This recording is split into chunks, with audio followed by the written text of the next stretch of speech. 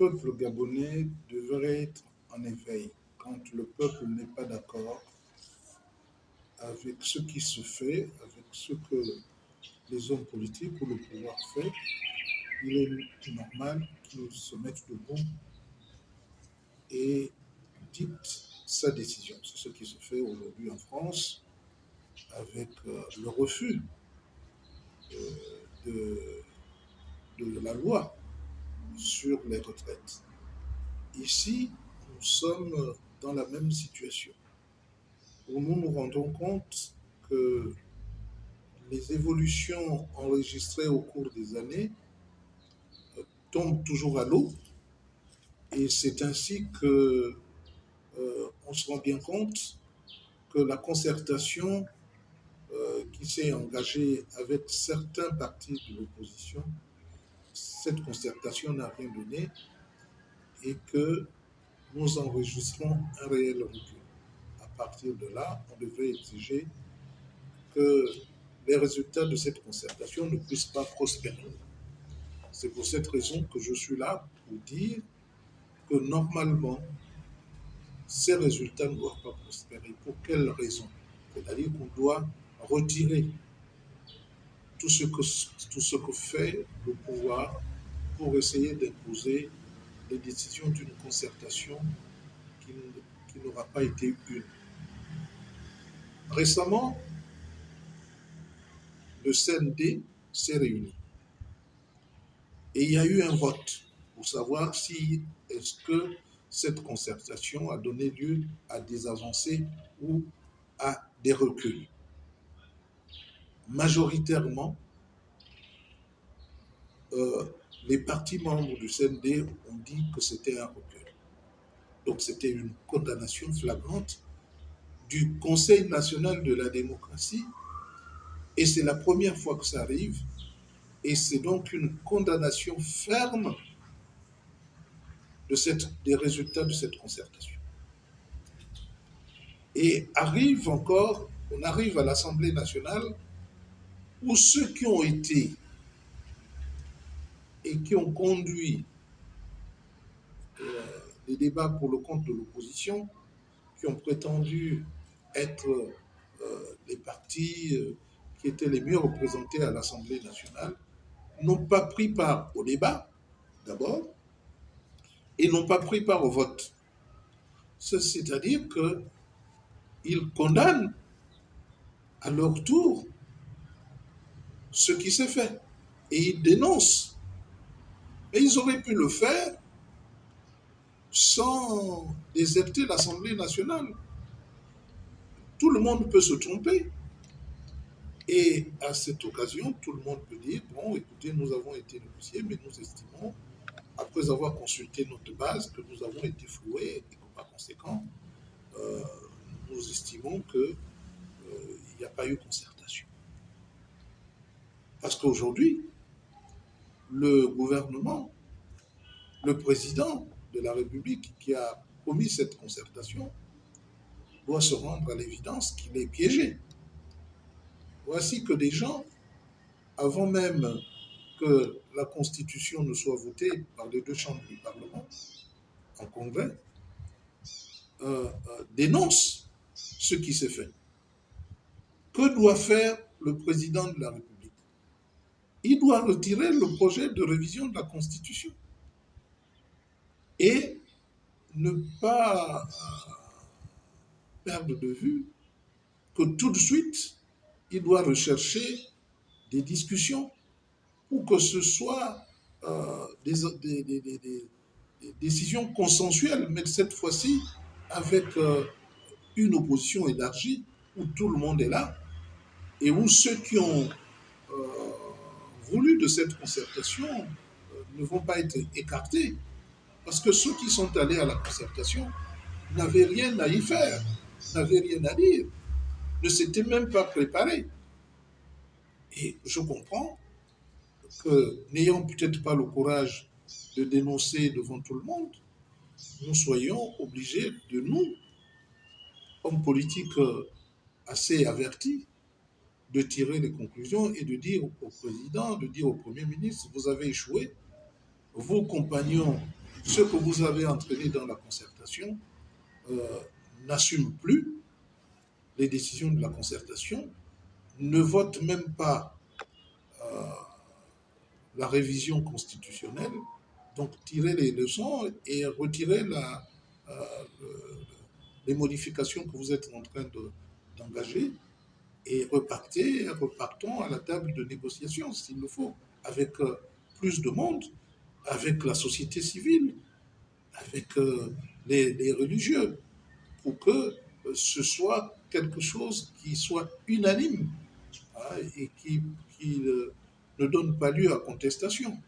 Et ensuite, parce qu'on se rend bien compte, et le peuple gabonais avec nous, qu'aucune décision pour l'apaisement après élection n'a été prise. Donc, parce que si ça devait être le cas, on devait débattre du CGE, on ne devait pas accepter que le président du CGE, qui devrait être une personnalité neutre, sorte des rangs du PDG. On ne devrait pas reconduire les mêmes personnes qui sont restées plus de 5 ans au CGE. Et donc, on doit revoir la structuration du CGE et on doit revoir la structuration du Conseil national de la démocratie, qui est notre case à palabre, où c'est à l'intérieur que les débats devaient se faire. Comment voulez-vous que le CGE ait été écarté des concertations et qu'au CGE s'engage un vote où tous les partis politiques sont représentés et qui déclare qu'à l'issue d'un vote, qu'il n'y a pas eu d'avancée, mais qu'il y a eu un net recul par rapport aux accords d'Akanda. Donc c'est quand même, il est évident que le président de la République ne doit pas être sourd à tous ces signaux, ne doit pas être aveugle par rapport aux signaux qui sont donnés.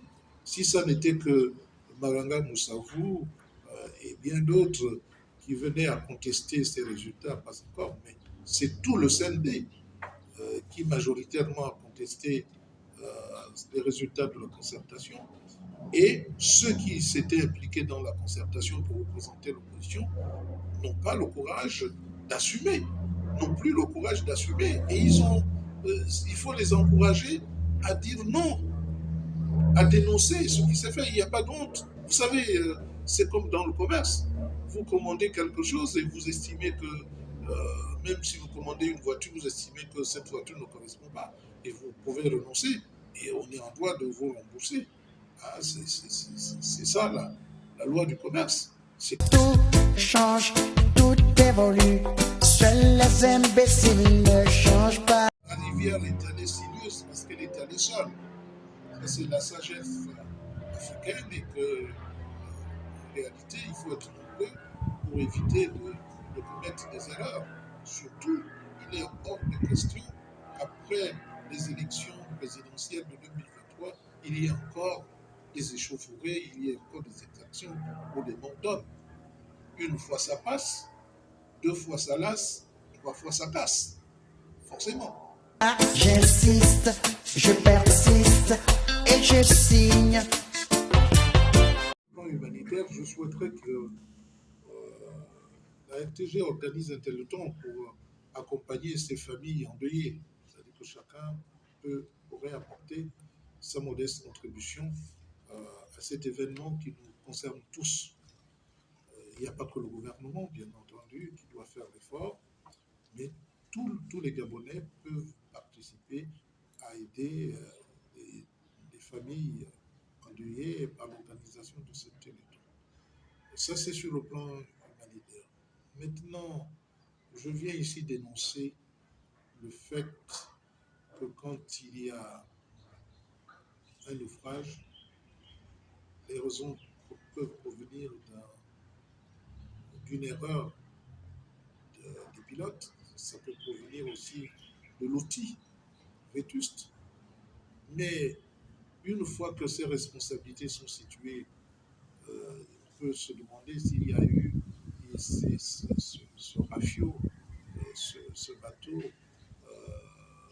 est assuré pour l'indemnisation des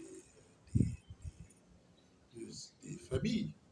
Et si il n'y a pas eu d'assurance, l'État qui a autorisé la navigation de ce bateau doit assumer à ce moment-là ses responsabilités, parce que l'État est complice des propriétaires de ce bateau. Donc, en lieu et place des propriétaires, l'État doit assumer. Parce que c'est pour ça que l'État parle de l'État. Par ailleurs, s'agissant des responsabilités qui sont politiques et morales, le ministère des Transports assume ses responsabilités politiques et morales, mais pas que. Il y a aussi le ministère de la Défense, où les secours ne sont pas arrivés à temps. Et il faut savoir pour quelles raisons. On ne peut pas vivre dans un pays là où il devrait y avoir efficacité, il y a malheureusement laxisme. On ne peut pas dire qu'il n'y a pas de carburant, on ne peut pas dire qu'on ne peut pas secourir des gens qui ne sont pas loin de nos villes et qu'il faille attendre 4 heures pour l'intervention de la marine, pour l'intervention de la brigade, des différentes brigades nautiques. Donc ça aussi, il y a un problème. Et ce fameux bateau qui a refusé d'aller secourir des personnes en situation difficile en mer, aussi, mérite d'être sanctionné. Bref,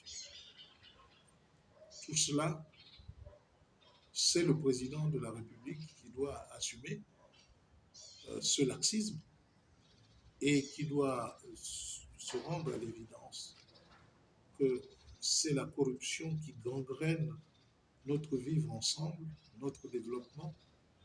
Et quand on a une éthique du pouvoir, on doit pouvoir en tirer les conséquences. 14 ans d'échec, ça suffit comme ça. Il faut passer à autre chose et tourner la page.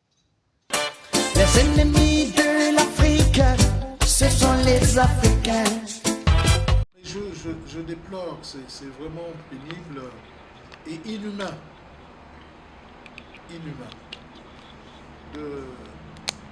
de ne pas consentir que Jean-Rémy Yama ait pu en toute licence aller inhumer son épouse, sa femme. C'est pénible, c'est vraiment pénible. Je ne sais pas comment des gens peuvent avoir des réactions aussi dures vis-à-vis d'autrui. C'est pour cette raison que j'ose espérer que les choses vont véritablement changer. Je suis solidaire de Jean-Rémy Yama. Je vais être peut-être absent du Gabon pour un moment, mais à mon retour, je vais essayer de voir ce qu'il faut faire pour apporter une autre contribution, si modeste soit-elle, toujours à Jean-Rémy Yama. Et je demande encore une fois, je l'ai toujours fait, à Ali Bongo, de prendre des mesures pour élargir Jean-Rémy Yama. Nous avons vécu chacun dans nos vies des situations difficiles qui doivent nous enseigner à ne pas être trop durs. Et ce n'est pas parce que nous occupons des fonctions que nous devons les utiliser contre les autres. Ce qui est arrivé au président Ali Bongo, l'AVC et sa rédemption aurait pu l'emmener à être plus résilient, plus compréhensif et à gérer le pays autrement. Malheureusement, je constate que ce n'est même pas lui qui le gère,